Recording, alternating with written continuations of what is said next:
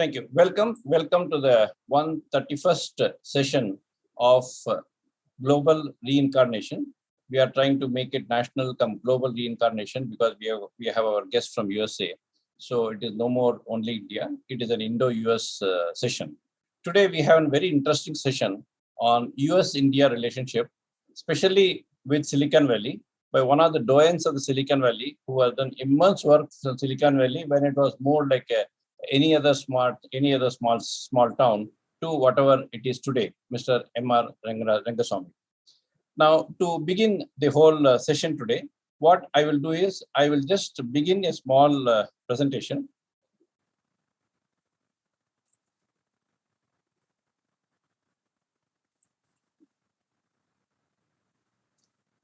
Yeah.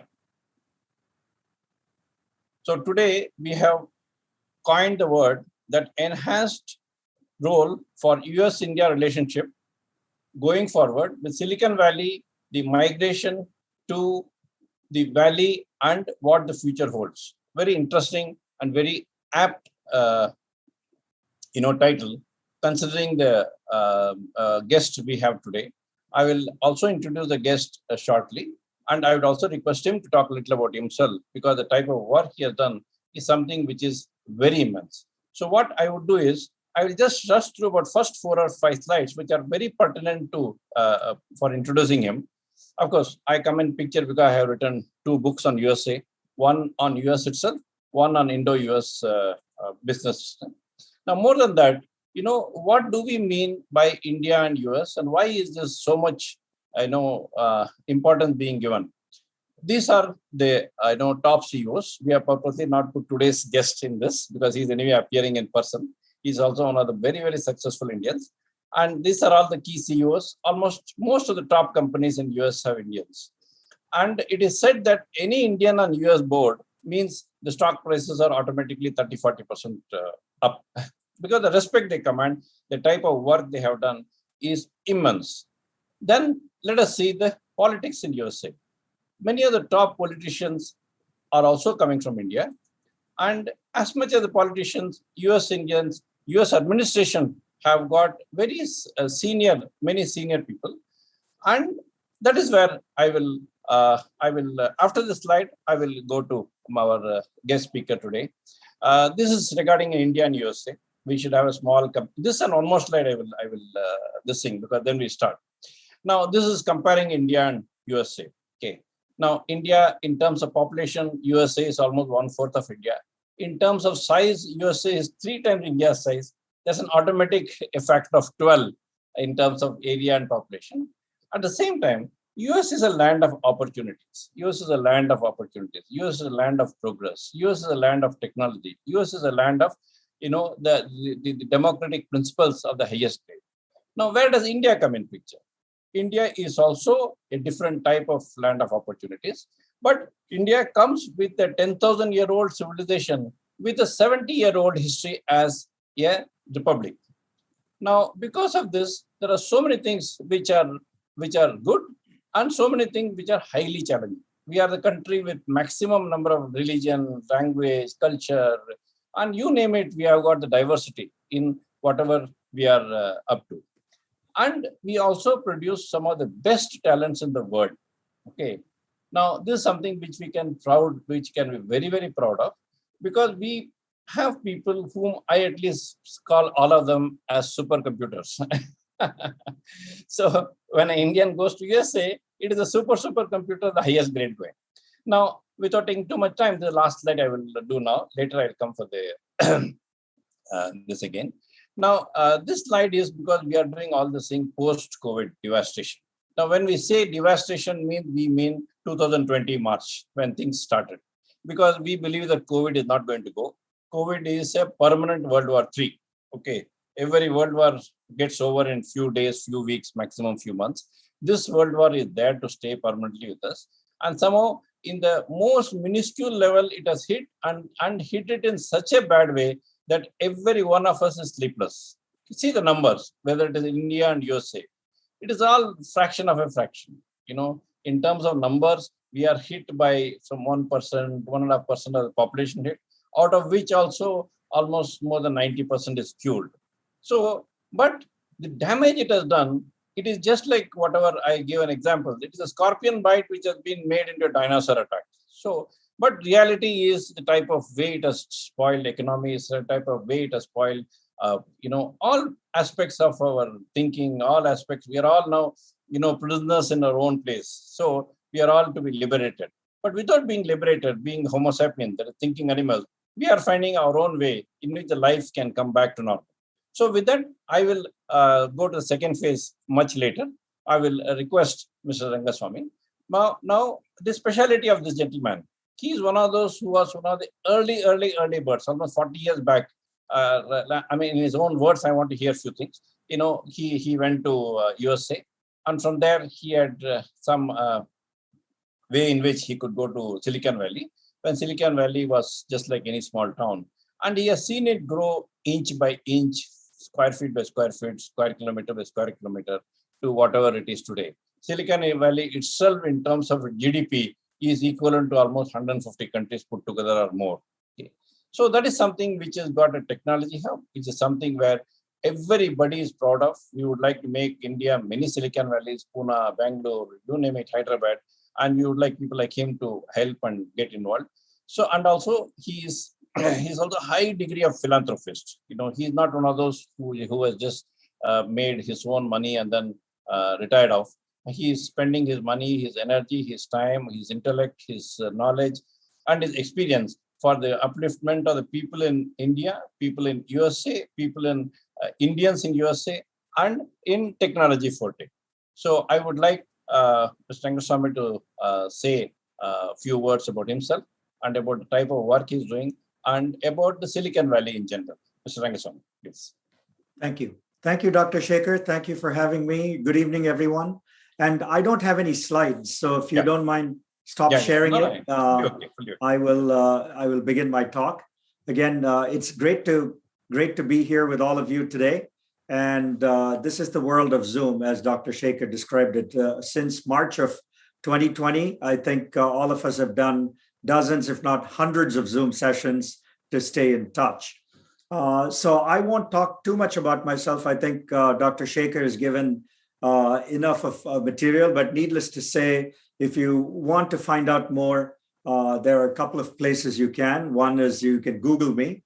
The second thing is you can go to Indiaspora, indiaspora.org, and you can subscribe to our newsletter. You can find out about what we do. In a nutshell, what Indiaspora does is it's a network of Indian Americans and other diaspora leaders who want to be a force for good. What does that mean? That means we are an inclusive community. We are doctors, lawyers, tech executives, venture capitalists, artists, academics, and many others who all want to be getting together to really do work for the betterment of the world. And that takes three shapes or three forms, if you will. One is nonpartisan, political, and civic engagement. So wherever the diaspora lives, and by the way, there are about 30 plus million people of Indian origin who live outside of India, out of which there are 5 countries that are very strategic in terms of the size and success of the diaspora. Of course, US being one, Canada, UK, Singapore, and Dubai. These areas consist of not only large populations of Indians, but also very successful and influential and wealthy Indians as well. So Indiaspora is a leadership group of Indians from all across, primarily the US, but also people from other diasporic countries as well. And the political and civic engagement means wherever you live, the country you live in, we want the Indian origin people to be very engaged in the politics. We don't care what persuasion of politics, but we want people to be involved in the political system, because that's the only way, as we all know, you can gain influence and make an impact on any place you live in. The second thing is also on the civic side, we want Indians and the diaspora to be involved. What do I mean by that? So you engage in the communities you live in. You give back to the communities you make money in. You are responsible citizens in the countries you live in. And you speak up for causes that you believe in. And that's the civic part of it. The second area we focus on is entrepreneurship and innovation. And that stems from the success we have had in Silicon Valley. Indian Americans in Silicon Valley are probably the most successful of the Indian diaspora. And so we want to impart this knowledge and the skills and the talent that's been gained by being in Silicon Valley through the diasporic communities across the world and to India in particular as well. And then the final area in diaspora focuses on is philanthropy. So Indian Americans are the highest earning demographic. We make $120,000 a year as on average. The average American makes $50,000 a year. So we make more than around 2.5 times what an average American makes. So with that comes a lot of responsibility to give back. This is not meant for us to save and be frugal and stingy and store this money. This is to put money to good use for society itself. So we have set a bold, audacious goal for the diaspora to double its giving and impact over the next 5 years. This is not that big a number because if you increase your giving by 15% a year, you'll double it in 5 years, as all of you know. So that's what In Diaspora is all about. We have a newsletter that's best in the business, and it's something you can get on our website, indiaspora.org. Urge all of you who are interested to do that and keep in touch with us. I will now talk about my journey and my journey in Silicon Valley in particular. I came to the US like many Indians do to study. I stayed back and got a job in a manufacturing company, not in a tech company. And something that happened during that journey changed my life. I had gone for some training. The consultant who was training us happened to talk to me, find out that I had an MBA. I was working in a software, in a computer, using computers in a manufacturing company. And so he immediately said, "What are you doing here in Houston, Texas? You should actually be in Silicon Valley." Little did anyone know in 1982 what Silicon Valley is. There was no internet, no LinkedIn, no Facebook, none of this stuff. How does one find out about Silicon Valley as someone living in a different place? Again, Silicon Valley is really not a place, it's a state of mind. There are many, many, many cities in Silicon Valley, like Santa Clara and Cupertino and Palo Alto. I mean, there's no one place, right, as all of you know. So my journey started by being curious to find out what Silicon Valley was, to actually write to companies in Silicon Valley. And then, luckily enough, I got a job in Silicon Valley in 1982. And this journey that I have had for 40 years, I have a chapter in a new book, which I have to show you. It's called Kamala Harris and the Rise of Indian Americans. This is a #1 release on Amazon in India and the US for Asian studies. So I urge all of you to get this book. You also written a chapter. You also written a chapter. You also written a chapter in this. Yes, I've written a chapter on Silicon Valley, and I'm going to take you through that chapter right now verbally, but I urge you to read it. But there are also 16 chapters in the book covering Indian Americans in politics, Indian Americans in academia, in science, Indian Americans as hotel owners. Little known fact, we own like 80% of the motels in this country. Also, Indian Americans as doctors, as healthcare workers. In the recent COVID crisis, Indian Americans have been on television a lot, being experts on COVID, but also fighting COVID on the front lines in hospitals. Because Indian Americans are 1% of the population of the US, we're 7% of the doctors in the US. Okay, we're a huge percentage of the population as doctors. We're 10% of IT workers in the US. Okay, we punch above our weight in certain areas like healthcare, IT, and so forth, right? But in many other areas, we're also very strong. Maybe we're not 1 or 5 or 10% of that population, but very influential, whether we're in academia or science or many, many, many other places, lawyers, and so on and so forth, right? And those stories, there's 16 chapters in this book that covers the gamut of the life of Indian Americans as we know it over the past 40, 50 years. So let me walk you through what has happened in Silicon Valley in the 4 decades I've been here. And I've been fortunate to be kind of an observer in Silicon Valley over this time period. Initially, Indians came as hardware engineers. If you remember, in the old days, there were companies like Fairchild Semiconductors and National Semiconductors, and even Intel was started in those days. And primarily, the role of Indian Americans in those days was they were IIT graduates. They came here, They were working on hardware chips, hardware technology. Okay. That's how Indians got their start in Silicon Valley. As hardware architecture itself moved from mainframes to mini computers, this gave way to a host of people working on software because there were a lot more smaller computers, less expensive computers.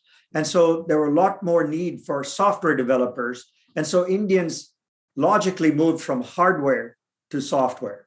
So they started writing applications. They started writing programs for computers like Hewlett-Packard, digital equipment, and many other mini computer technologies that came out at that point in time, right? So that was kind of the shift in having more people do more work across more interesting applications, right? Following that, Indian Americans really got the bug to become entrepreneurs. So they said, hey, if we can develop software, maybe we can start our own company. Maybe we can become entrepreneurs. We can sell software on these mini computers and other new technologies to companies. And so that was the next phase in the movement of Indian Americans to become entrepreneurs. Okay, this was happened more in the 1990s, if you will. So the 80s, more programmers, developers, and so forth. 1990s, the journey became where people became entrepreneurs. There were organizations like the Indus Entrepreneurs, the Thai group that started to kind of promote Indians as successful entrepreneurs. All that happened in the 90s. At the same time that this was happening, the Y2K problem was close to us. If you all recall, 20 years ago, the whole world was supposed to stop on January 1st, 2020, because computers would stop working. They would have to go to a new millennium and computers would fall apart and the entire world would collapse. What happened then? All the US companies wanted to update the software programs, and most of them were written in COBOL and Fortran. And these were languages that Americans weren't studying anymore. So who happened to be studying these programs? They were Indians in India. So Indian software companies were commissioned to update all the programs to make them Y2K compliant. That was the first wave. That was a catalyst that made companies like TCS and Infosys and Wipro, all these large successful companies we know today, get their start. They had to send hordes of programmers to the US to update these applications that most of the Fortune 500 companies had, right? And that was the big wave of Indians who came to the US on what was called the H-1B visa, okay? So we had entrepreneurs going on. We had all these new Indians coming to Silicon Valley who were working on Y2K problems. And that was the decade of the 90s, right? So Silicon Valley went from a few thousand Indians to tens of thousands of Indians as we know it, right? Fast forward, of course, on January 1st, 2020, the world didn't stop. ATM machines still work, planes still flew, and everybody was okay. But what happened was you had all these people with H-1B visas who now became green card holders because they'd found jobs in companies, they moved to their next step in their life journey, right? So now you come to the decade of the bubble. Then, of course, the bubble burst, as we all know it, right? And what happened then was it provided another opportunity for Indian companies, because when the bubble burst, there was not enough money in Silicon Valley to make new startups successful. So a lot of companies started looking to India as an offshoring place. So they said, hey, now we have the internet, we can communicate with you. Why don't we develop our software in India and just have sales and marketing and the headquarters in the US? So that started the reverse journey, if you will, where American companies, software companies, and product companies started hiring people to work in India itself, not move to the US, but live in India and work in India for them. And it was less expensive. And my role in that journey was I wrote a seminal report at that time on product software outsourcing. And this was a report that was adopted by all the Silicon Valley venture capitalists like Kleiner Perkins and Sequoia and Benchmark and Redpoint, and all these large successful venture capitalists said, hey, here's a new approach for American software companies to develop software in India and to do it more effectively, less expensively, and so forth, okay? So that was the reverse journey that happened as well. Then what happens as we move forward? Indian entrepreneurship is on the ascent. At the same time, large Fortune 500 tech companies recognize that Indian Americans are very good professional managers. And so this is the time when people like Satya Nadella, Sundar Pichai, Shantanu Narayan, all of them are anointed CEOs of large public tech companies.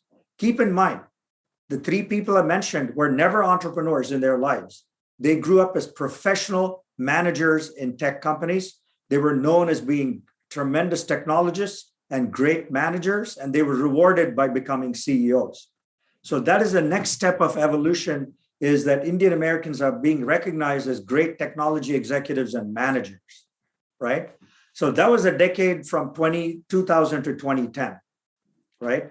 That journey happens. Now, that's the third decade of what has happened in Silicon Valley, right? Now, move forward from 2010 to 2020.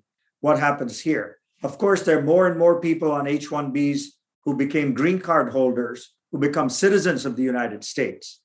Indian Americans become the fastest growing ethnic minority in the United States. Our population swells to now, which is 4 million people, more than 1% of the US. And many of them are citizens of the US. So what happens at this time? When you become citizens, you get voting rights. You get involved in politics. And in diaspora plays a key role in this to say Indian Americans should now become a political force. So the Indian community then starts investing in Indian politicians. People like Ro Khanna, who represents Silicon Valley, we fund him. We give him hundreds of thousands of dollars to run campaigns, political campaigns, to become a congressman. Same thing with people like Dr. Ami Bera, people like Raja Krishnamurthy, Pramila Jayapal. We fund all these people with lots of money, and they then get elected as politicians. And now Indian Americans are 1% of the US Congress, of the United States Congress. So we become from 1% of population to 1% of the political system in the United States. Okay, that's another big move up for the community, and in diaspora plays a big role in that as well. Then what happens in the same decade? The many Indian companies, one of the things I've done in my time is I've worked with NASSCOM, the large Indian IT association, to bring delegations of Indian Americans each year to Bangalore to run a conference called the Product Conclave. This conference, what it does is to help Indians in India become entrepreneurs, to teach them how to write business plans, to raise money, to start software companies. And I've done this for 10 years. And this event in Bangalore has grown from a few hundred people in 2010 to 2,500 people recently as entrepreneurs of companies. So the entrepreneurship journey in India is helped by the Indian American community as well, by helping them, teaching them, funding them, and so forth, right? Venture capitalists from the US set up shop in India as well during that time frame. People like Sequoia Capital, Accel Partners, all of them set up shop in India to invest in India-based companies, right? Then what happens is the India-based companies that are serving the Fortune 500 market decide that they need to move to the United States because their customers are in the US. So what happens then? A lot of companies move to America. Companies like Zoho, for example, set up shop in Silicon Valley.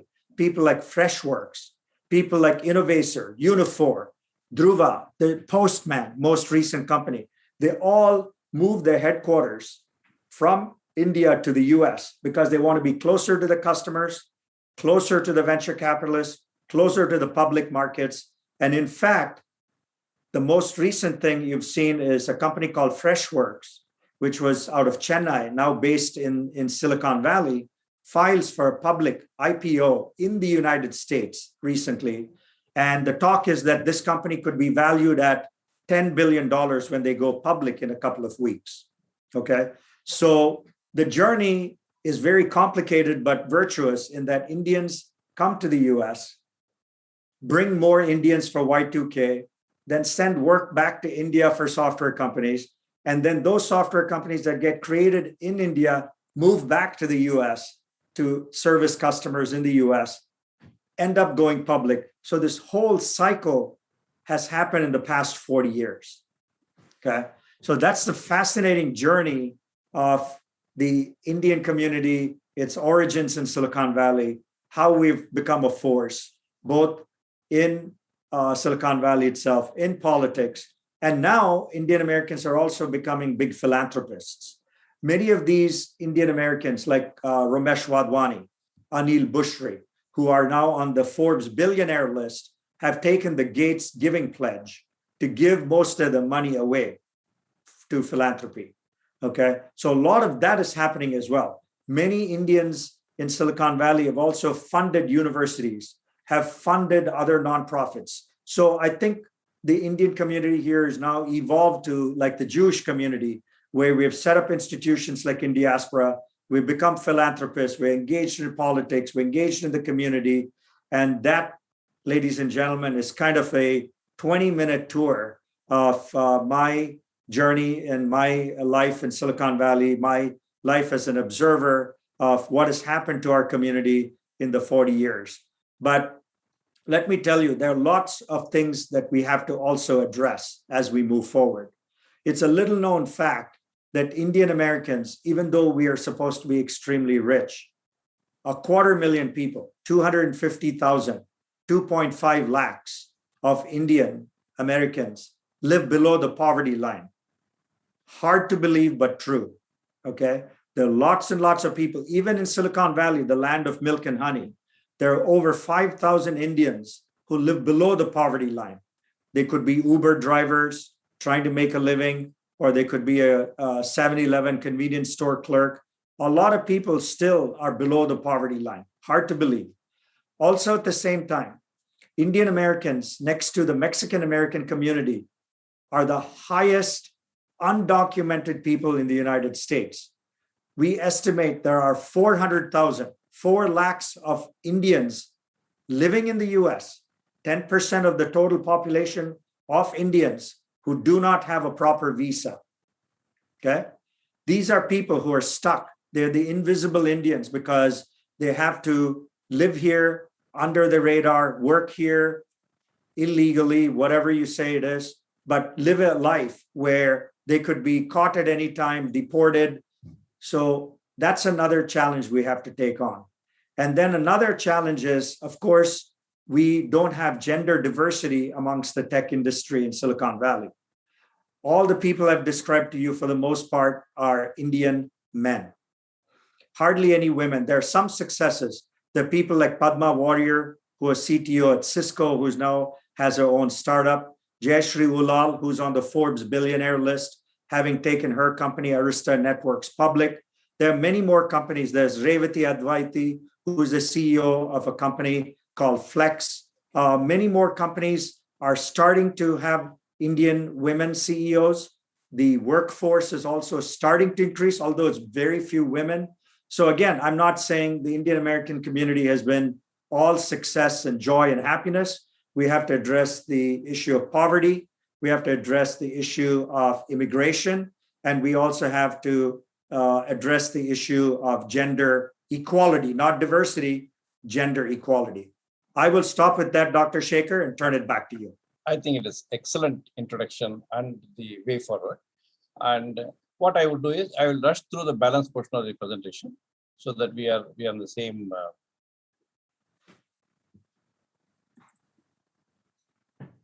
Yeah.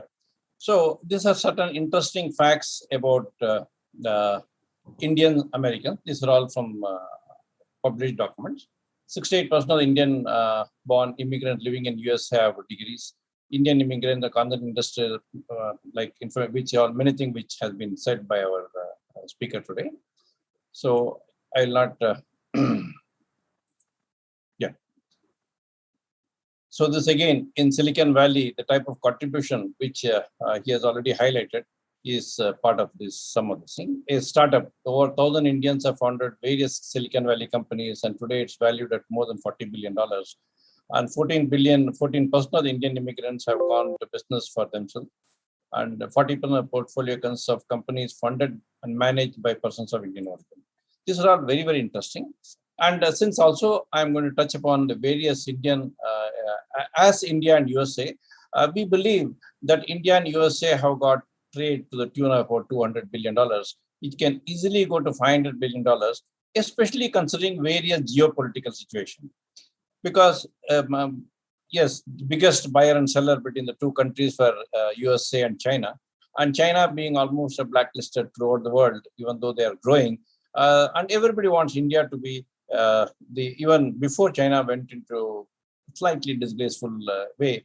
India is the bigger.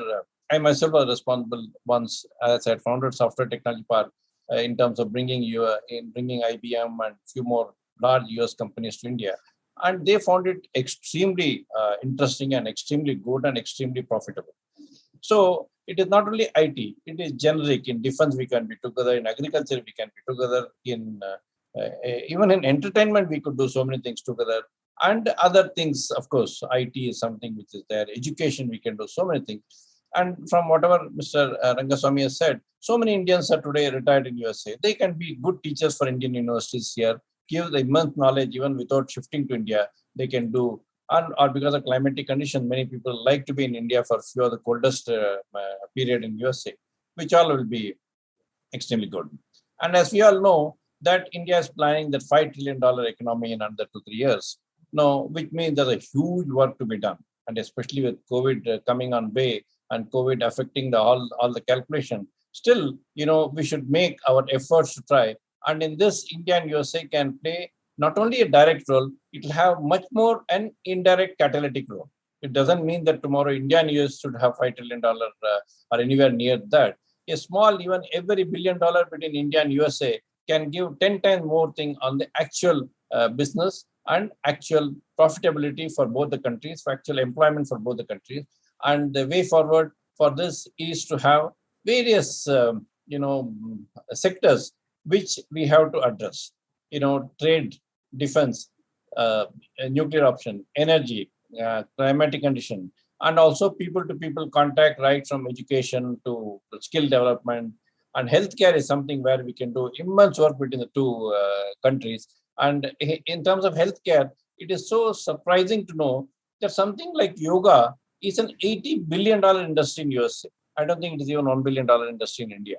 And also Ayurveda is catching up and being accepted there as this thing. And at the same time, India is very good in normal pharma in other aspects. So healthcare is something where both the countries can do extremely good and very good work between the two earths. Now, why India matters to USA? As we all know, from various aspects, for last, yes, India and USA had a negative political thing long back.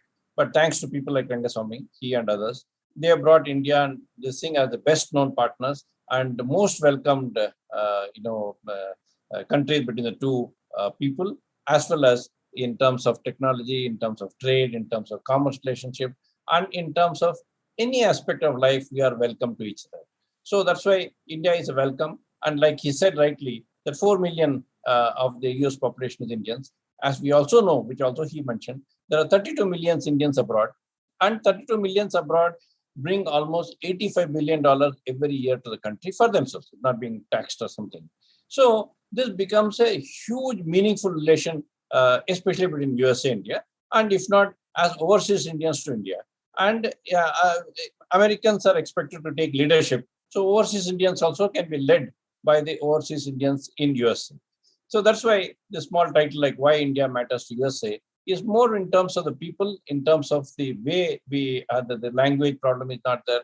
Because Indians are accessible to any language. Even some portion of USA has Spanish, means Indians will be very good at Spanish. And as we all know, that yes, this slide is a little generic slide in terms of why Indians are welcome throughout the world, which we need not have to discuss in this thing. And we believe a $5 billion should be the funding, should be the business between India and US. For all this thing, there is a strange word called secured governance, which comes in picture. This is my own doctrine for self-sustained growth of economy, by which funds can come seamlessly into the system. In fact, even my book on USA has got secured governance, and the authorities in USA said in so many words that because I believe the secured governance I'm doing only for India or developed countries, And as per the letter given by the authorities in USA, who's called the Smart City Man of USA, sent by the US government, that secured governance can be useful also in USA.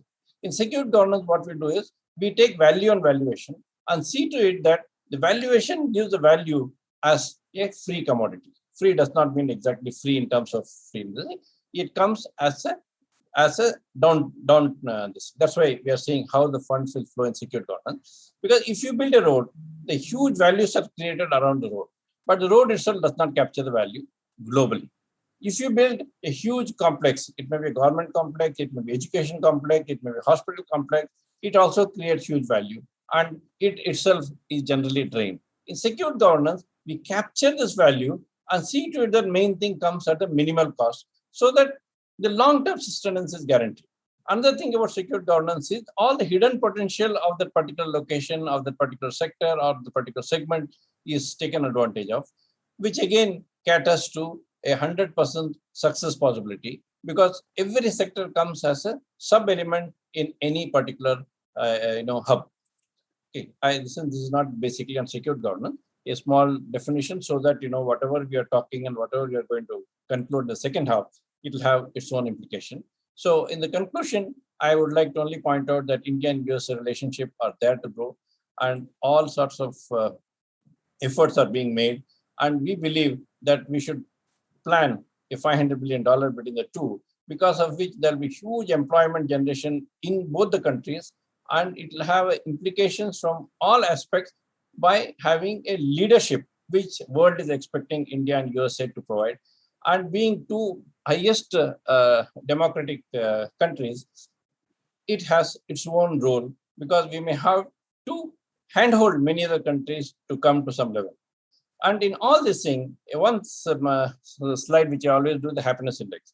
Let us not forget that happiness has to be on par with GDP. GDP should not be the only way of growth.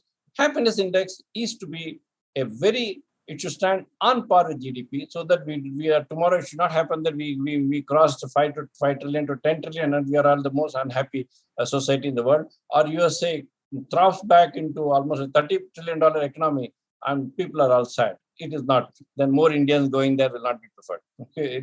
US also should have a happiness as its index and India also should have happiness index. This slide is only to show that when I have talked about secured governance is being used by the largest project in the world. This is Bombay-Nagpur Super Expressway, where 24 smart cities are built in one stretch. There is no other project in the world which has got 24 smart cities coming on the way. This is almost a 12 lakh crore project, where secured governance, as you can see, is the basic principle in which this particular project is going. And with that, I will conclude my portion of the presentation. I have, of course, Mr. Rangaswami was the key speaker today. And in all this thing, I have also made a CTB, making the actual plan for this $500 billion between India and USA. And I would welcome Mr. Rangaswami for the second phase of the talk. Thank you, Dr. Sekhar. Like I said, I think I showed you this book earlier, but here it is again. This not only talks about the Indian Americans in Silicon Valley, which is a chapter I wrote, but also the breadth of the Indian community as it resides in the United States. So I think your slides were very illuminating. The question is, how can US-India trade get to 500 billion, right? So it becomes really strategic. And I think there are many components to that I'd like to opine on. Obviously, right now it's at 100+ billion as we speak and increasing at a very rapid pace. I think there are several geopolitical things that may contribute to the increase of this trade. The obvious one being China, right? With the United States forming this alliance called Quad, which is US, Japan, Australia, and India being part of kind of an Asia-Pacific partnership, if you will, to address both defense needs as well as cooperation in general. I think that itself is one element that could be in India's favor. The second thing is that the US-China relations today is not in good shape. That favors India again. Same thing with India also needs the US because India-China relations also are not in great shape. Totally. And so it's almost like we have to become partners out of necessity as well as the fact that we're already friends. So this is very helpful. And the fact that Chinese products and some applications have been banned in India, that gives an opportunity. I think in the past year, I think a year ago when I did an interview with the Indian media, I said the decade of the 2020s could be the golden decade for India.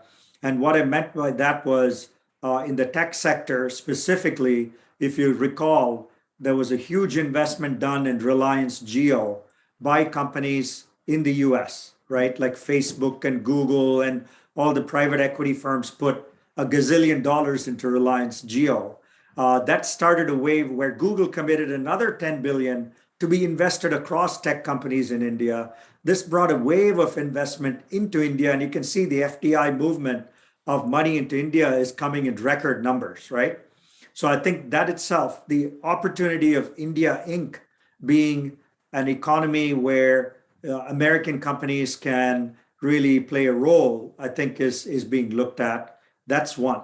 The second thing that's happening is, Walmart bought Flipkart a few years ago. Now they're going to take it public yet again, right? So American companies who've made big time bets on India will start realizing returns that are tangible, material to their balance sheets and to their company stock price, right? Once that happens, there'll be a lot more companies looking at India as a land of opportunity to buy companies, to invest in Indian based companies and to grow those companies and create more wealth for themselves and for India itself, right?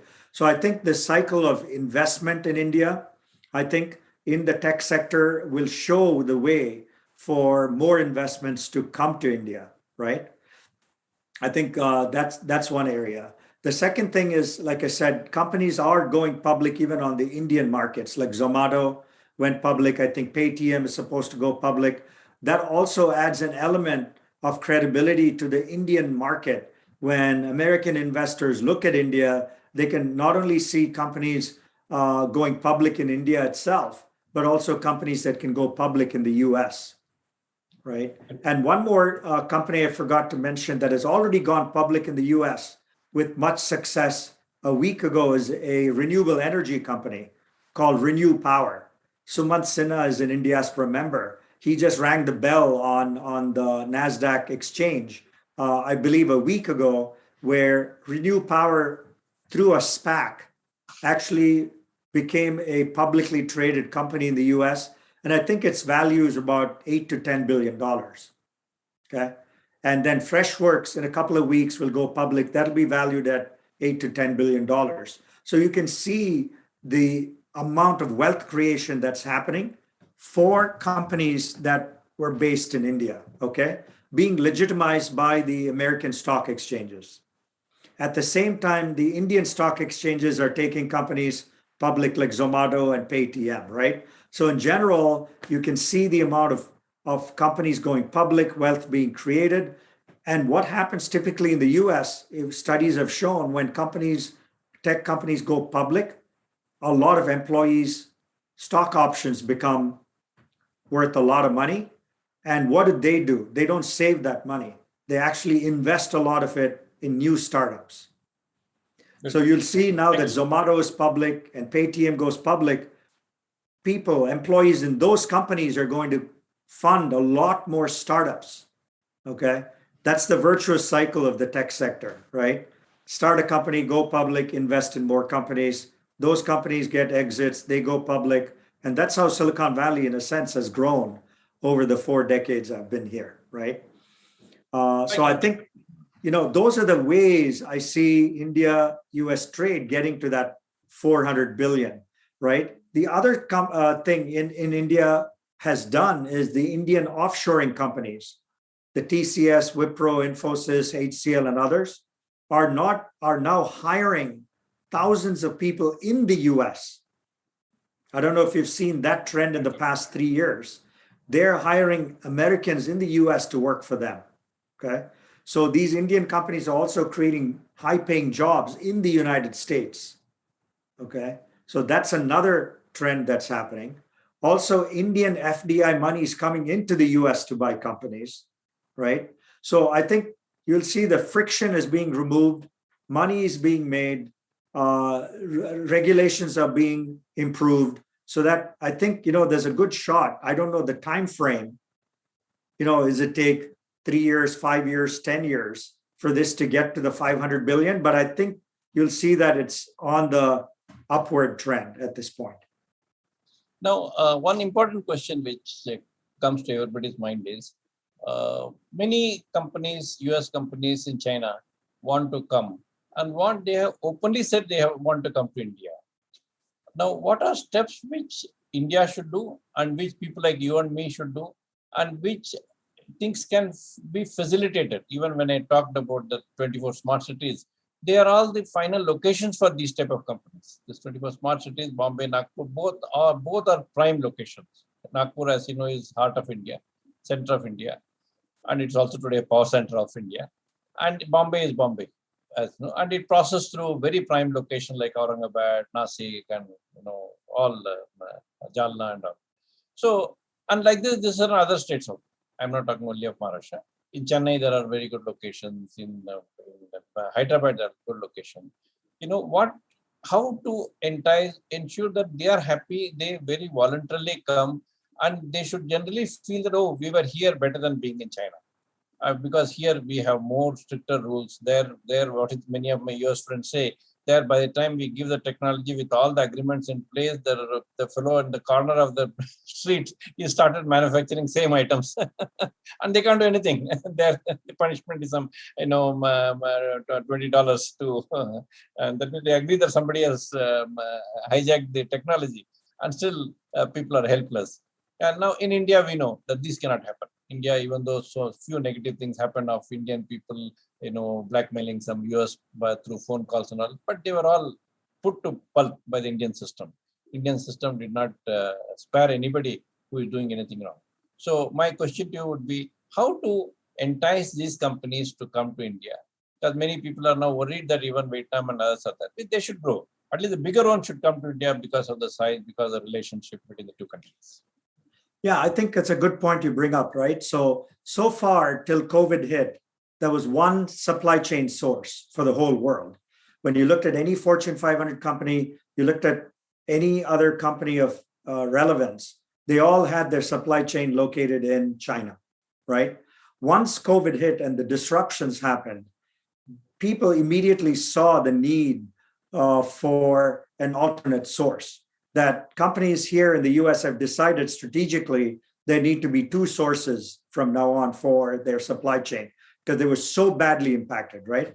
At the same time, the US-China relationship got bad, India-China relationship got bad. That also exacerbated the need for a second source, right? To many, many, many players in industry. So India is now definitely being viewed in manufacturing as a primary location for second sourcing, right? And in some cases, like I say, they could even become the first source. They could, if they do a really good job, they could be the first source, right? So India has this opportunity to become this source of for all kinds of manufacturing capabilities and needs. And so Indian rules and regulations need to be continually improved. I think they've been improved, but they need to be improved even more. So I think that cycle shouldn't stop. India shouldn't rest on its laurels and say, hey, it's great, come on over. They should continually be improving rules, regulations, making it better. And also now, I guess, the LIC is being privatized. I mean, all these things are being opened up where foreign investors and others can participate in the Indian economy, right? So I think that still needs to happen, I think, in one way. So the second sourcing can happen in India and can be an alternate to China. And in many cases, they might become the strategic source. So I think that bodes well for the Indian economy as well. And I think manufacturing, we're well equipped. India is a great area for manufacturing, but I think India should choose smartly on what kind of manufacturing. India may not be the best to make 1 million widgets at 1 cent a piece. They may be better off making 10 widgets at $1 million a piece, where there's a lot of value add in hardware, software, and other areas that these products have contain, right?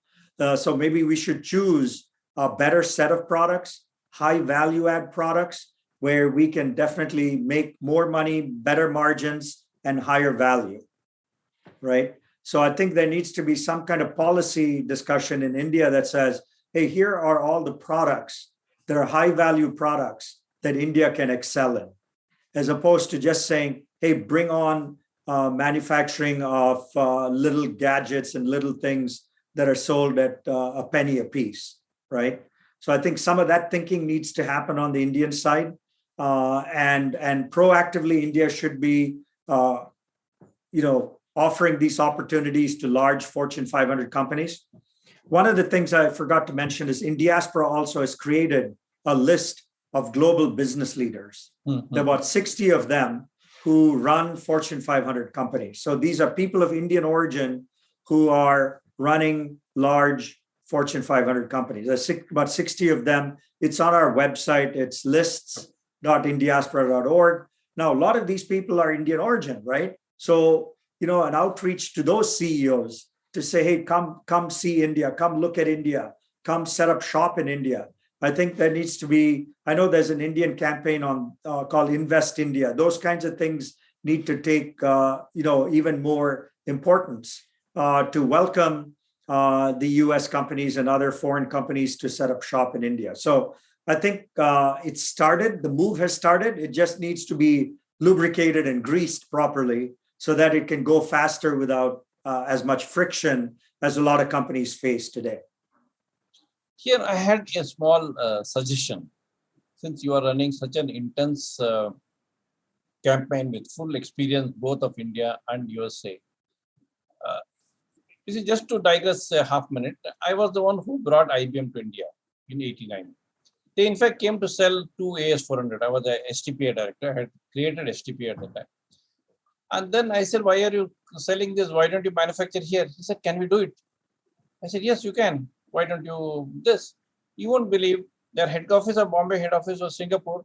They immediately contact. By next week, the person in charge from Australia was sitting in front of me. Please tell me how we should do. Then I guided them. And now IBM is bigger in India than in USA. There are almost 150,000 people working in India and 125,000 USA, and without disturbing the US growth. It is not by shifting anything from USA. USA has also grown, and much more has grown in India.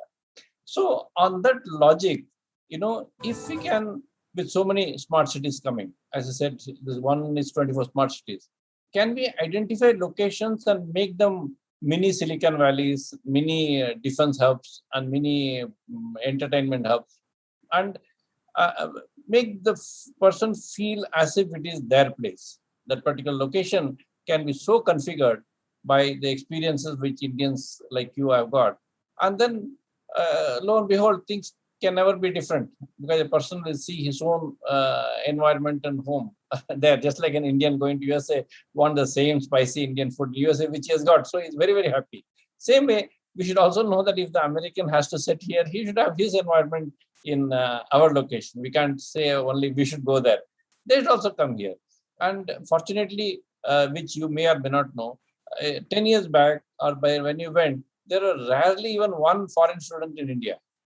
Today, there are supposed to be almost 75,000 foreign students, Western students, studying in India, living in India. Today, when we go to malls, and a lot of foreign couples are seen because they are all employed in India.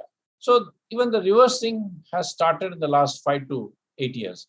So we have to bring in homogeneous this thing. It cannot be only one way. So can we think of setting up? Can we think of not setting up exactly? Can we think of India? Setting up will be done by government agencies. We only identify a place. We say this place is good, and these are the type of companies whom you should invite, welcome, give them everything. Don't you think something industry itself can do in whatever way? All facts and figures are known. Anything else can be given, and work towards a much more accelerated growth between India and this company, which are definitely wanting to shift, can be first-handed. No, it's a great point, and some of this has happened organically. For example, Pune and Chennai are known as automotive hubs. Correct. Bangalore is known as the IT hub. And now Chennai is now branding itself as the software as a service hub, SaaS hub, and so forth, right? So some of this are happening organically. Of course, there can be policy help and government help, and associations can help kind of set this up.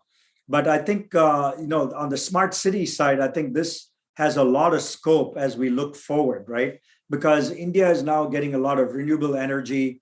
And what that means is you also need to have smart grids and smart cities so that energy can be distributed accordingly, people can consume power at the right time, the right mix, and so on and so forth. Yeah.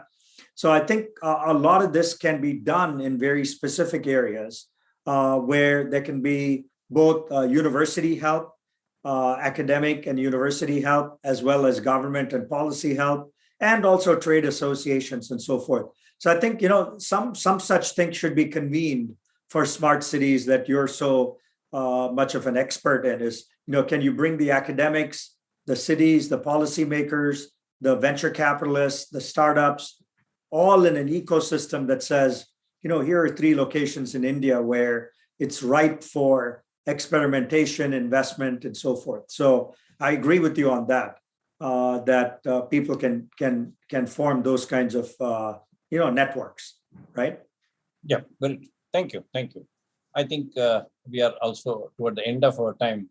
So I will give my concluding remark, and then of course request you for your last few words.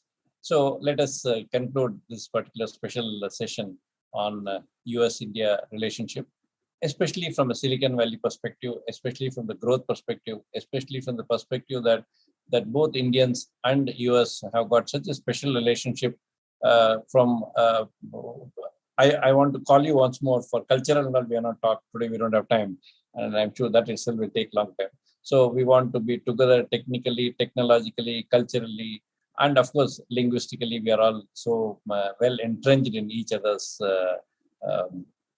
liking, each other's taste, each other's temperament, and way forward. So, and in this connection, I would like to, of course, thank you for the time you spent, for the type of quality talk that you gave, including showing that book was really nice. It's a very important book for Indians in USA and Indians in India and US people in USA also. So we have to bring a cohesive working method between the two. It is not like thing like we have to touch your pocket for our growth or you have to touch our pocket. There is so many things available commonly. So we both together can be, like you said, the right question, $500 billion till when, from when? Yes, it is not something which can be dreamt of tomorrow, but we can dream of in 2 to 3 years' time, which is a good period. And like I said, this will be a catalytic thing for both the countries in terms of employment, in terms of, the type of exports which people will do, because Europe is waiting for India to grow. And Europe itself doesn't have the type of versatility which US has got. Anytime when we talk to Europe people, they say we are all waiting for you to replace China, because every department store, every second thing is from China, and their land and things are being bought right, left, and center by Chinese. So, for whatever reason, they have dug that grave, and we have to do justice to. But of course, we will not replace them. We will try to work with the people. We will try to work with all the countries, and with that, I will request another sentence or two from you before I formally conclude. Thank you, Dr. Sekhar, for having me. And like I said, I'd love to keep in touch with your audience and with your viewers. You can do that. You can contact me on LinkedIn. That's a good way to do that. And also go to indiaspora.org and subscribe to our newsletter. That way we can keep in touch throughout the year and as the future unfolds. And, I think this was a great session. Really enjoyed your comments, your observations, and it was great to talk to all your viewers in India about this, and hope to come back one of these days with more news as well. So thank you so much. Thank you so much. Thank you so much. So with that, I'll formally conclude today's talk, and seeing that let good sense prevail, good decisions prevail, good way of progress prevail, and make both the countries the way it should be, the biggest democracies in the world and the biggest contributor to the world's peace, prosperity, and good happiness. Thank you.